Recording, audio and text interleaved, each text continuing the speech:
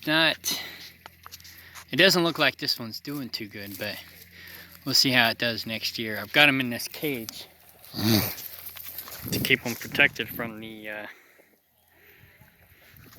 goats and the other animals for that matter.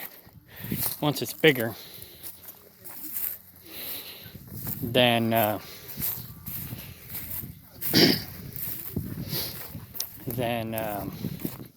it won't need the cage anymore. I got this talk radio going to keep wild animals away. It's hooked up to the solar panels and it's plugged into the USB, and so it stays constantly charged. And you know, if the predators hear people talking, they're more likely to stay away. We lost our drake, and we lost 2 of our geese from a fox. So we're just trying to prevent that from happening again. We haven't, since we've had Coco, she's a good girl, we haven't had problems with coons, possums, or skunks. But we've got a fox problem. She chases it, but as far as I know, she hasn't caught it yet. Anyways, here's the second shade tree. It looks like it's doing a little bit better.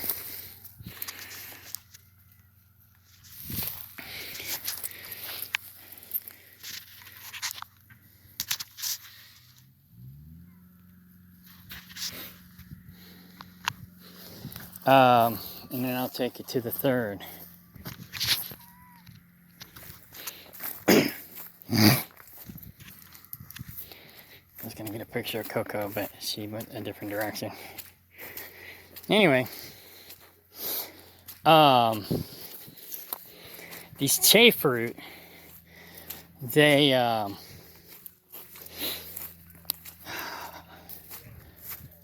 it's marshy down here. Let's go this way.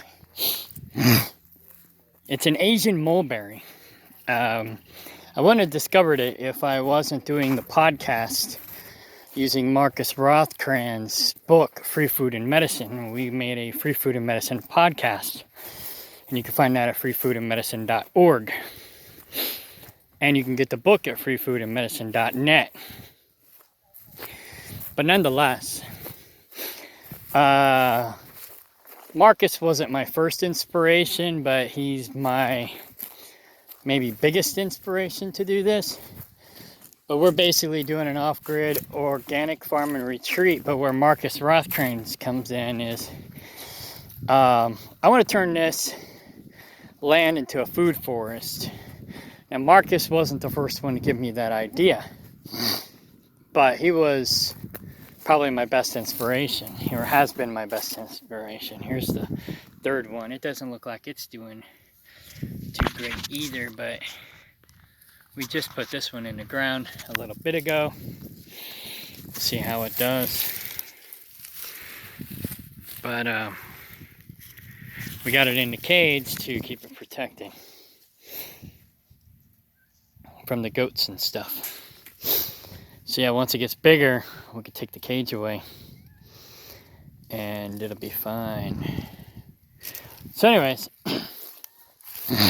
I mean, the ghost probably won't eat it because, you know, the other trees that are popping up are fine.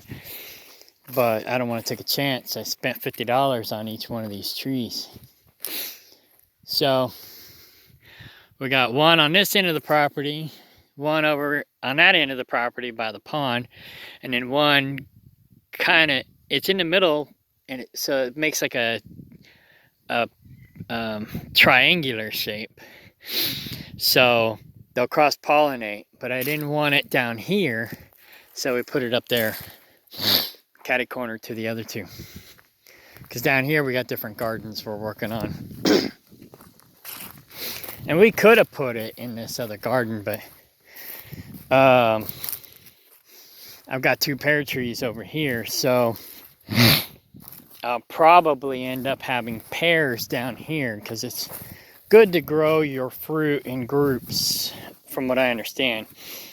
because they all require different types of pruning. So I don't want to have pears scattered all over the property and then have to go and, you know, hunt them down to do their pruning. It's best to have them, from what I understand, somewhat together.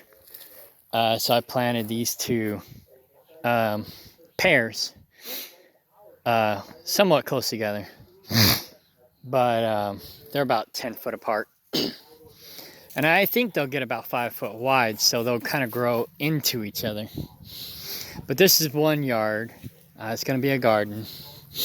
And over here, oh, this yard will have 3 trees in it because, well, no, this is going to be in the path.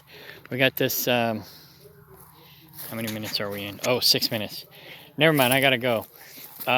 Anyways, this is like an Asian tree that my mom had growing in her front yard at her old house. So we got 2 of them to grow from bean, and we'll see how they work out.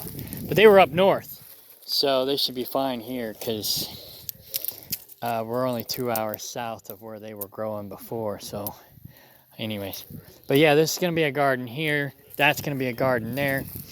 Temporarily, that's gonna be the duck yard, unless we get the duck yard done over here. But I don't know, we'll figure it out. So this is gonna be a garden, that's gonna be a garden, and then we'll have our duck and goose yards over here by the pond. And maybe even the pig. Well, our coon-coons aren't gonna be wallovers, but we do want some potbellies or something to help slick the pond. We lost Ivy, so we don't have any more pigs. So yeah, I don't know.